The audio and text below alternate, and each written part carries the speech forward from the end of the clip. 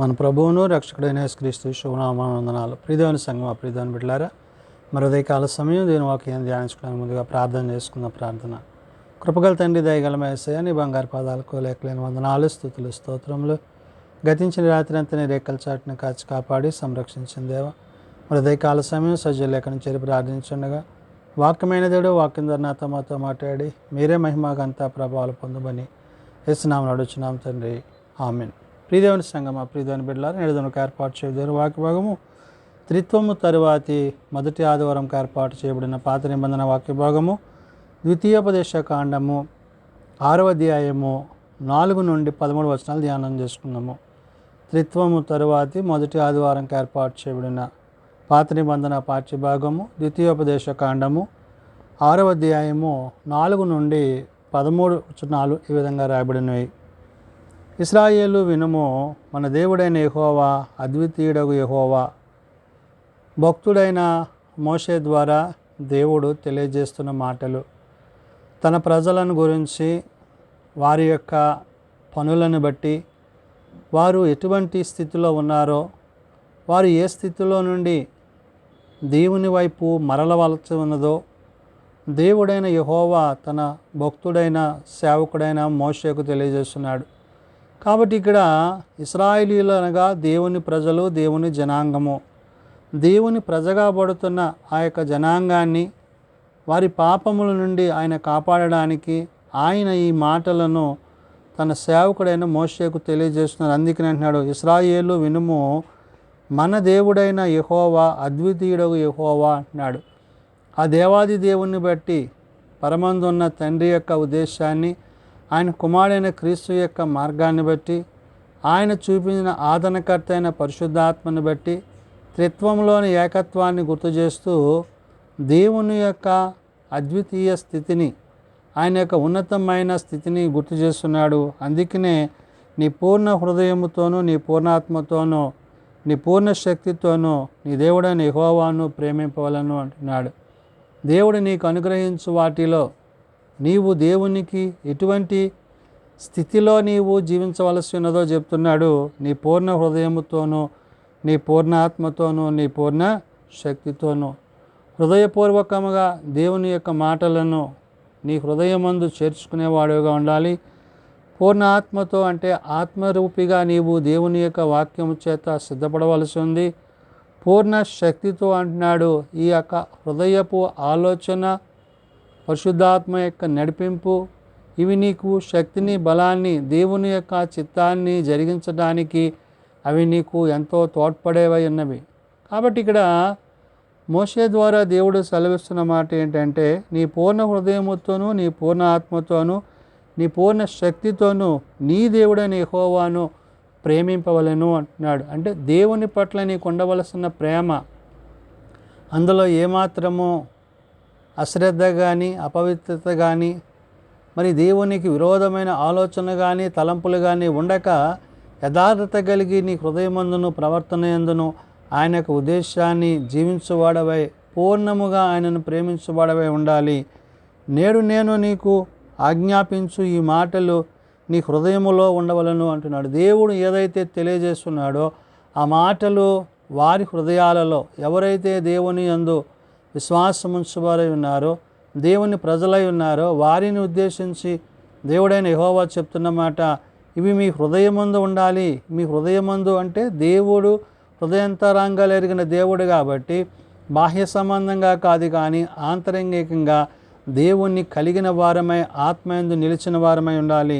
కాబట్టి నేడు నేను నీకు ఆజ్ఞాపించు ఈ మాటలు నీ హృదయములో ఉండవలను అంటున్నాడు. అంటే నీవు ప్రవర్తన విధానములో దేవుని యొక్క చిత్తాన్ని ఎరిగిన వాడవై, దేవుని యొక్క ఉద్దేశాన్ని ఎరిగిన వాడవై, జీవించువాడవై ఉండాలి. కాబట్టి నీవు నీ కుమారులకు వాటిని అభ్యసింపజేసి, నీ ఇంట కూర్చుండునప్పుడును, త్రోవను నడుచున్నప్పుడును, పండుకొనున్నప్పుడును, లేచున్నప్పుడును వాటిని గురించి మాట్లాడవలను, సూచనగా వాటిని నీ చేతికి కట్టుకొనవలను అంటున్నాడు.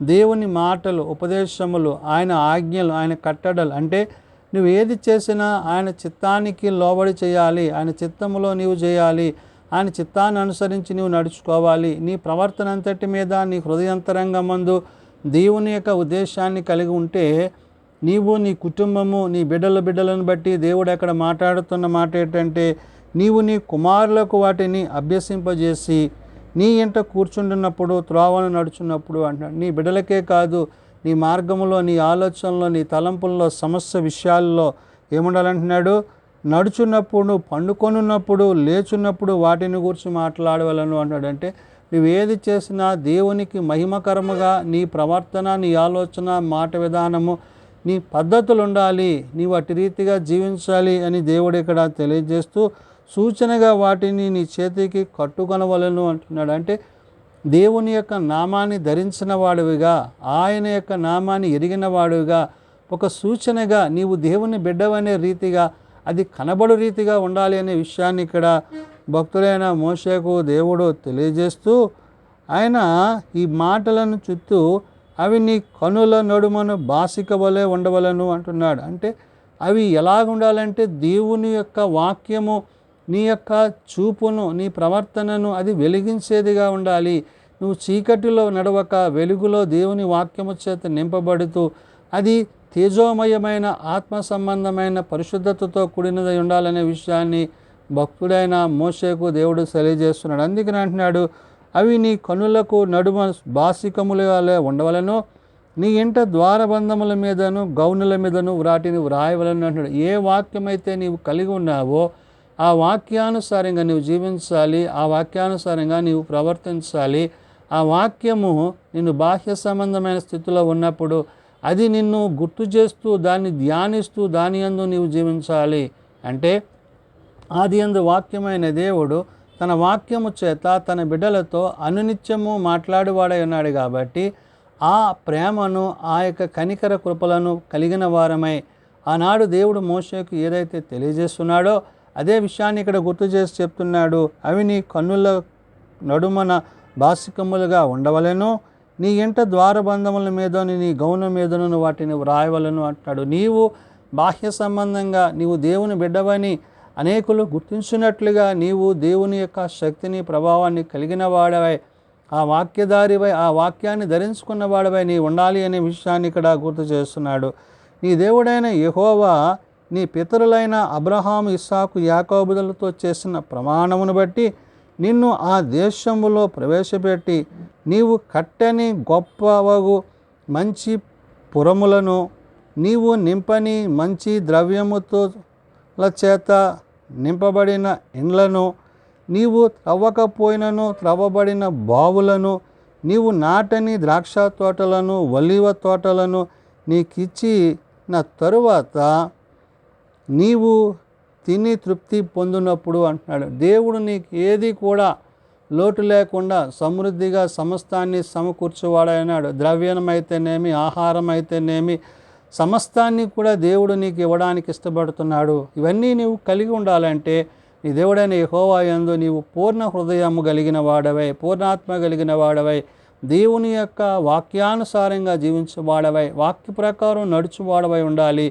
ఆ వాక్య విధానాన్ని నీ జీవితంలో అవలంబించుకోవాలి, నీ బిడ్డలకు తెలియచేయాలి. వాటిని మరి ఏ విధంగా అవి ప్రదర్శనాత్మకంగా దేవునికి మహిమకరంగా ఉండాలో వాటిని గుర్తు చెప్తున్నాడు. నీ దేవుడైన యెహోవా నీ పితరులైన అబ్రహాము ఇస్సాకు యాకోబులకు చేసిన ప్రమాణం అంటున్నాడు.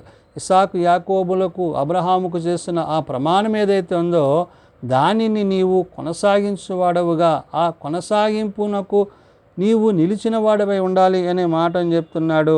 అందును బట్టి అంటున్నాడు, నీవు కట్టని గొప్ప మంచి పురములను అంటాడు. అంటే దేవుడే నీ కొరకు ఆయన నిర్మింపచేయవాడై ఉన్నాడు. నీవు నింపని మంచి ద్రవ్యము చేత నింపబడిన ఇండ్లను అంటున్నాడు. నీ కొరకు ఆయన తన యొక్క ఉన్నతమైన స్థితిలో నిన్ను ఉంచడానికి ఆ గృహాలని నీ కొరకు ఆయన సిద్ధపరచువాడై ఉన్నాడు. నీవు త్రవ్వకపోయినను త్రవ్వబడిన బావులు అంటాడు. నీ కొరకు ఆయన ముందుగానే వాటిని సిద్ధపరిచిన బావులు అంటే జలమును అంటే నీ కొరకు ఆయన ఇవ్వబోతున్నాడు. ఆ జీవజలము ద్వారా నీవు జీవించడమే కాదు అనేకులను జీవింపజేసే రీతిగా నీవు దేవుని యందు జీవించువాడవై ఉంటావు. కాబట్టి నీవు నాటని ద్రాక్ష తోటలను ఒలీవ తోటలను నీకిచ్చిన తరువాత నీవు తిని తృప్తి పొందినప్పుడు అంటాడు. దేవుడు నీకు ఇస్తాడు, అవి నీకు కలుగుతాయి. వాటిని బట్టి నీవు సంతోషించి ఆనందించి వాటిని తిని తృప్తి పొందుతావంటే నీ హృదయానికి నెమ్మది, సమాధానము, హృదయంతరంగా కలిగిన దేవుడు నీకు ఏ విధమైన స్థితిని కలుగజేయబోతున్నాడో ఇక్కడ దేవుడైన యెహోవా భక్తుడైన మోషేకు తెలియజేస్తూ, దాసుల గృహమైన ఐగుప్తులో నుండి నిన్ను రప్పించిన యెహోవాను మరువక నీవు జాగ్రత్త పడుము అంటున్నాడు. దేవుని మరువక జాగ్రత్త పడాలి, దేవునితో పాటు ఉండాలి, దేవుని చిత్తాన్ని జరిగించాలి.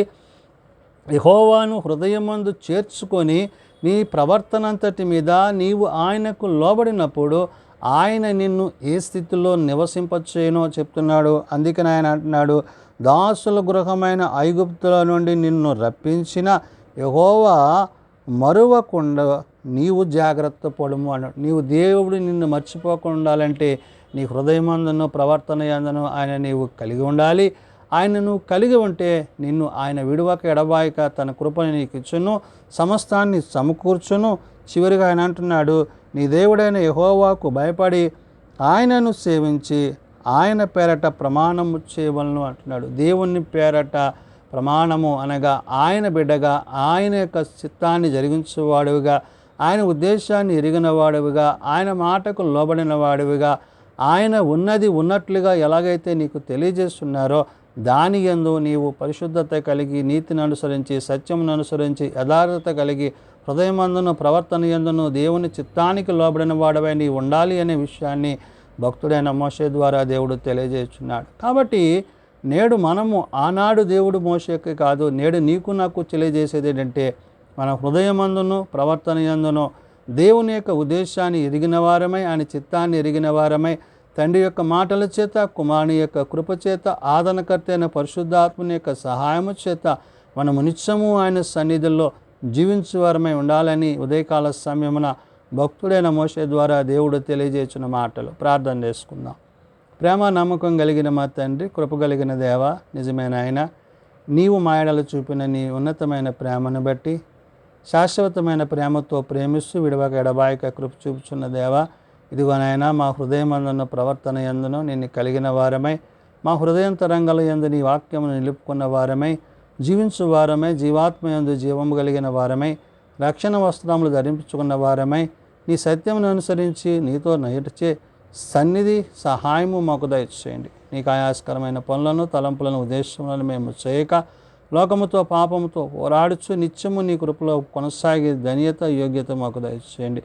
ఆనాడు నీ భక్తుడైన మోషే ద్వారా నీవు సెలవిచ్చినట్లు, అయ్యా నీవు మా కొరకు వేటినైతే సిద్ధపరిచి ఉన్నావో వాటన్నిటిని మేము పొందుకొని ఆనందించి సంతోషించి నీతో యుగయుగాలు జీవించగలిగిన కృప మా అందరికీ దయచేయండి. చిన్నబిడ్డలు, యవనులు, పెద్దలు, వృద్ధులు ప్రతి వారిని వారి వారి తరగతుల చొప్పున ఆశీర్వదించి దీవించండి. జన్మదినాలు, వివాహ దినాల కుడికల కుటుంబాలను ప్రత్యేకపరచండి. తమ ప్రియులను పోగొట్టుకున్న కుటుంబాలను ఆదరించి సమాధానపరచండి. నాయన, ఎవరైతే ఇంకా నేను ఎరుగక తెలియక తమ హృదయాలు కఠినపరుచుకుంటున్నారో అటు వారికి మారు మనసు, పాపక్షమాపణ దయచేసి నీ సన్నిధి వారిపైన ఉంచండి. నాయన, ప్రత్యేకించి నాయన ఇంకనూ ప్రభా నీ యొక్క సన్నిధిలో ప్రభా వారు చేసిన విజ్ఞాపనలు ఏవైనప్పటికీ వాటి విషయంలో ప్రభా నీ కార్యాలు వారి పట్ల జరిగించి మేళ్ల చేత, కృపల చేత వారిని తృప్తిపరచమని, నీ సన్నిధి, నీ సహాయం వారిపై మెండుగా ఉంచమని, దీని పరిచర్యల సేవలో మీరు మాకు తోడైండమని, మీరు ఆకడికే మమ్మల్ని సిద్ధపరచమని యేసు ఉన్నత నామమున ప్రార్థించి వేడుకొనుచున్నాం తండ్రి, ఆమేన్. పరలోకమందున్న మా తండ్రి, నీ నామం పరిశుద్ధపరచబడుగాక, నీ రాజ్యం వచ్చుగాక, నీ చిత్తం పరలోకమందు నెరవేర్చినట్లు భూమి మీద నెరవేరుగాక. మౌన దినాలను మాకు దయచేయం. మళ్ళీ ప్రార్థన చేసిన వారిని మేము క్షమించి ఉన్న ప్రకారం మా అపరాధములను క్షమించుము. శోధనలతో ఏకాదశులను తప్పించుము. రాజ్యము, శక్తి, మహిమ నిరంతరము నీవే అయినవు తండ్రి, ఆమేన్. మన పరమ తండ్రి అయిన దేవుని ప్రేమ, ప్రభు అయిన యేసుక్రీస్తు కృప, పరిశుద్ధాత్మ నిత్య సహాయము నిరంతరము సదా తోడండి సంరక్షించునుగాక, ఆమేన్.